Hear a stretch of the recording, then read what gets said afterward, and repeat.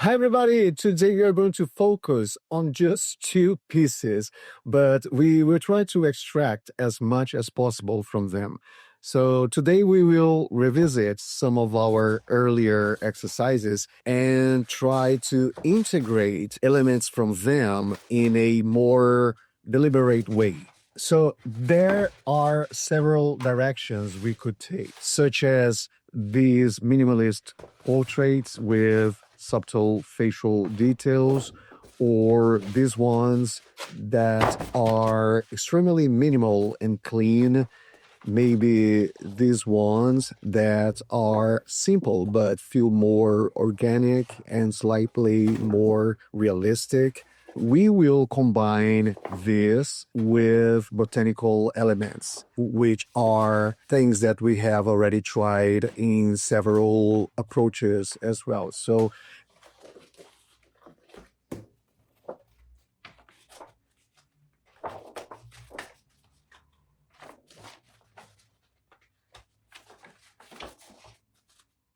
this is not entirely new to us. We have already explored similar ideas in both human and animal portraits. The difference today is how we will integrate the elements. I will try to make them organic and cohesive, and also try to resist the temptation to make them busy and overcomplicated.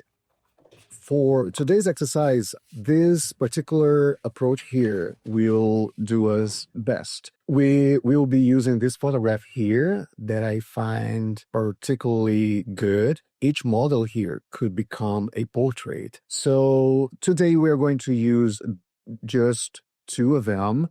And next week, I will present you four more. I have already transferred my sketches onto the paper, so let's begin.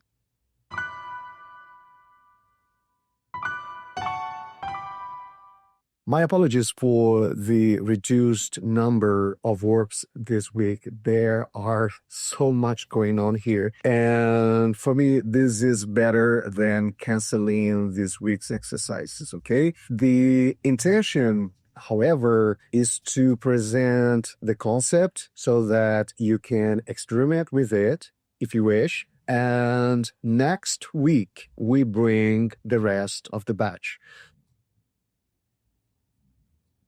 So when you feel creatively blocked and begin searching for inspiration or references, the answer can often be found in your own previous work. Look at what you have already created and ask yourself what you like about it, what you don't like about it, what you would change if you had another opportunity, and be honest. And then give yourself that opportunity. This practice helps you see your previous pieces not as rough drafts or incomplete attempts, but as foundations. They may require refinement in composition, or maybe in color, or maybe they lack a bit of clarity, but yet they may already contain strong and valuable ideas. And if you are proud of your earlier work, that is an even better starting point. It means that you might already be moving in the direction you want to follow, and that's absolutely great. So we have been working on portraits for quite some time now. However, I will ask for your patience for just a little bit longer, because next week I intend to complete the remaining portraits for this particular series, okay? After that, I promise we will return to other subjects, probably dogs, and I will try a similar approach and see how it translates. If you have been following these exercises, you may have noticed that most of our work embraces a minimalist approach. We rarely use many elements in our compositions, and that has been intentional. And we have done mostly minimalist works for two main reasons. First, there is something beautiful and powerful about telling a story using just about what is needed and nothing more. When we communicate an idea with precision and without excess, that idea gains strength. And secondly, when we remove noise and strip away what is unnecessary, we also remove pressure and we can concentrate more clearly on the focal point of the composition. We do not require a multitude of elements to express anything meaningful. In many cases, restraint amplifies impact.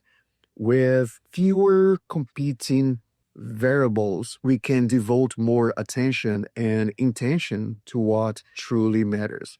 However, today we are challenging ourselves to maintain our visual identity while introducing a bit more of complexity. Maybe complexity is not the right word, but let's use it. In other words, we are expanding our approach without losing coherence or losing our conceptual clarity. And we do it with intention. My goal has always been to simplify things, whether it is a portrait, an animal, landscape, whatever we do here, we try to do it as simple as possible so that it does not intimidate you, especially if you, for whatever reason, still feel unsure about making art or insecure about the art that you already make. So if you have been practicing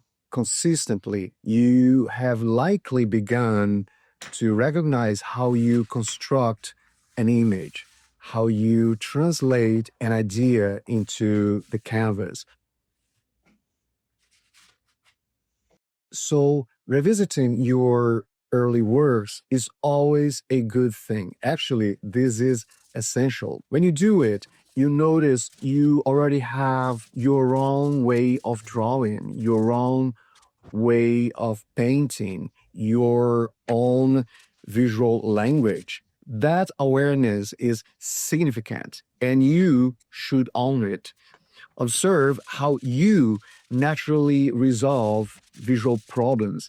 Notice how you simplify shapes. Pay attention to how you use lines and colors and how you make use of the given space. And when you do that, you start to be your own reference and use your instincts deliberately without hesitation. You start believing in yourself. What most people lack is not technical skill. What most people lack is belief, more precisely, self belief.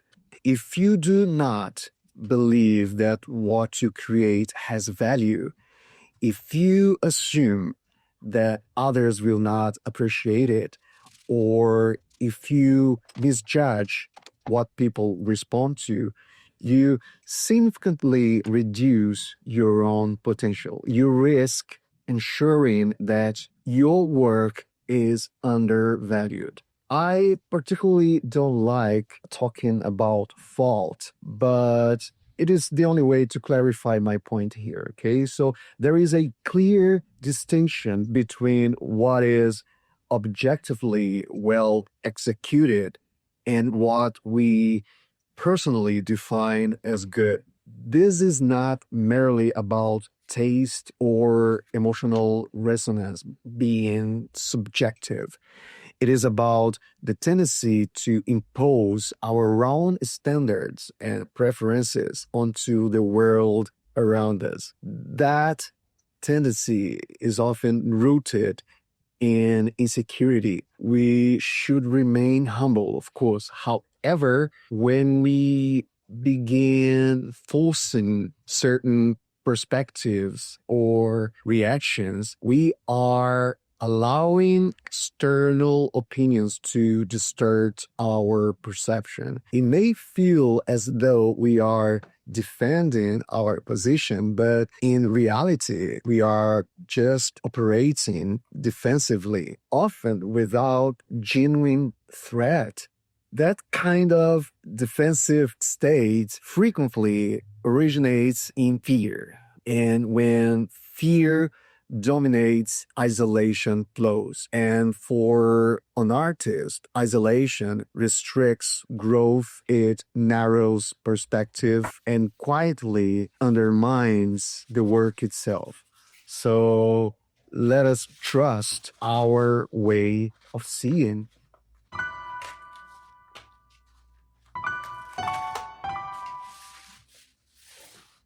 So these are the results of what we've done today. I hope you've learned something new today and that you feel more confident exploring within your own body of work. And even if you, in the end, decide not to adopt a particular approach, you will return to your practice with greater understanding and clarity. As always, keep on practicing and thank you for joining us.